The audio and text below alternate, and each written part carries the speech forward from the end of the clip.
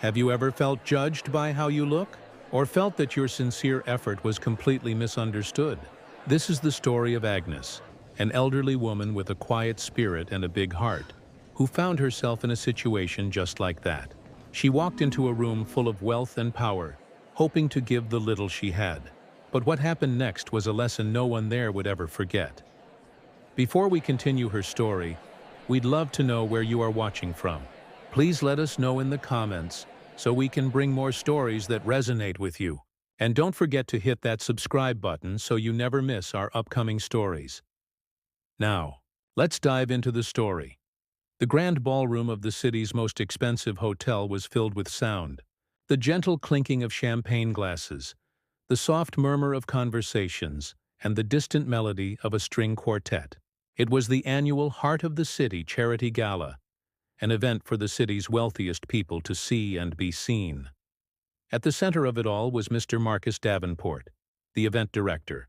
Dressed in a sharp tuxedo, he moved through the crowd with a confident smile, shaking hands and accepting praise. He was a man who understood appearances. To him, charity was a product to be sold, and tonight he was the star salesman. His goal wasn't just to raise money, it was to raise the prestige of the event. Just as he was laughing with a city councilman, the grand doors of the ballroom opened, and a woman walked in who did not belong. Her name was Agnes Miller. She was in her late 70s, with kind eyes and hair as white as snow. She wore a simple dark blue wool coat that was clean but had clearly seen many winters. Her shoes were practical, not stylish. In a sea of glittering gowns and tailored suits, she was like a little wooden boat in a harbor full of yachts. A silence fell over the people near the door. They stared. Some whispered. Agnes felt their eyes on her, but she didn't shrink. She simply clutched the small, worn leather handbag in her hands a little tighter and walked further into the room. She wasn't there to mingle. She found a quiet corner and simply watched. This world was familiar to her, but it felt like a memory from another life. A life where she and her late husband, Arthur, had hosted parties just like this one.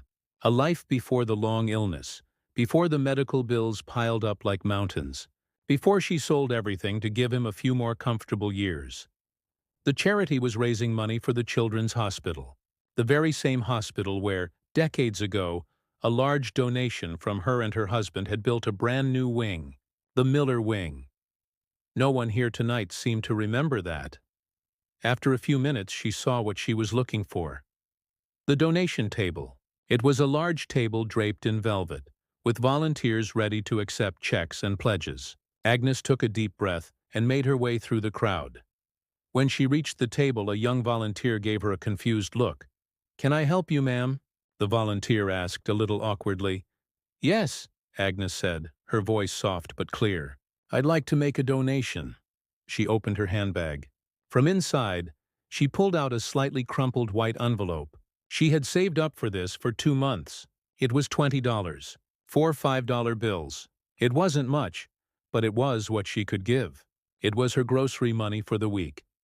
Before the volunteer could take the envelope, a sharp voice cut through the air.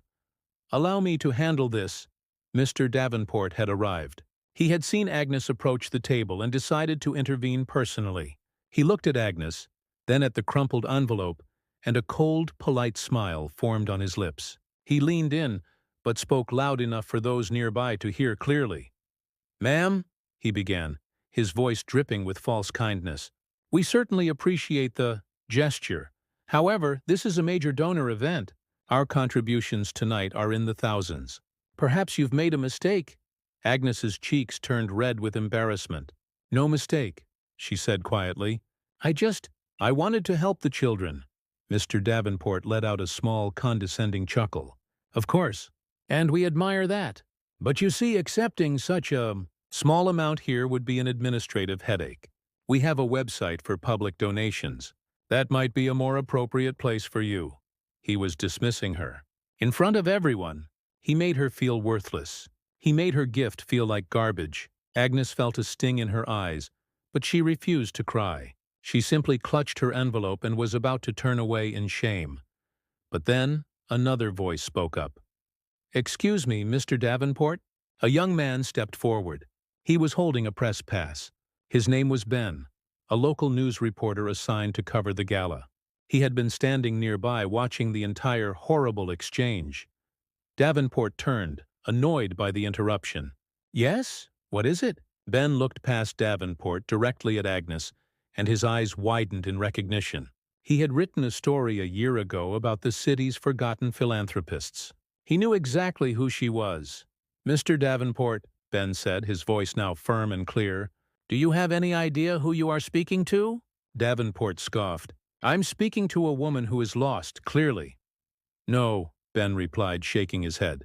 "You're speaking to Agnes Miller." The name hung in the air. A few of the older guests in the crowd gasped. The city councilman's eyes went wide. Ben continued, his voice rising with passion. "Does the Miller wing at the Children's Hospital mean anything to you? This woman, and her late husband, practically built that hospital. They gave millions to this city. She's not lost. She's the reason we are all here tonight." A wave of shocked murmurs spread through the ballroom. Davenport's perfect smile vanished. His face went pale. Ben wasn't finished. He looked around at the stunned, wealthy crowd. Mrs. Miller lost her fortune caring for her husband when he got sick. She now lives in a tiny apartment and volunteers 40 hours a week at the downtown soup kitchen. That envelope she's holding? Ben paused for effect. That small donation you just rejected is probably all the money she has to her name. Complete silence. The only sound was the quiet sob of a woman in the front row. The room was thick with shame. Everyone who had stared, who had whispered, now looked at the floor. Agnes stood there, her quiet dignity returning. She looked at Mr. Davenport, not with anger, but with a kind of sad pity. Then an elderly woman in a diamond necklace, who had known the Millers years ago, walked right up to Agnes and gave her a hug. "Agnes," she whispered, "we are so sorry." That broke the spell. One by one, other guests approached. They didn't just offer apologies, they offered respect. The councilman shook her hand. A tech CEO told her his own child had been treated in the Miller wing. Mr. Davenport stood frozen, his perfect event now in ruins. He stammered, I had no idea." "Mrs. Miller, please, accept my deepest apologies." Agnes simply looked at him and said in a voice everyone could hear, "Charity, son, is measured by the heart, not by the wallet." And with that, she turned and walked, not with shame, but with pride, out of the ballroom. The gala continued, but the mood had changed. Inspired by Agnes, people donated more than ever before. But it wasn't for Mr. Davenport. It was for the quiet woman in the old wool coat. Ben's story, with the headline, "The Woman Who Taught a City to Give," went viral the next day. And Mr. Davenport was never asked to direct a charity event again. So that was the story of Agnes Miller, a woman who proved that true wealth isn't about what you have, but about what you are willing to give. Please let us know in the comments. What do you think is the true meaning of charity? We would love to read your thoughts. And if this story resonated with you, please hit that subscribe button. It's completely free for you, but it helps our channel a lot. Thanks for watching. Have a beautiful day.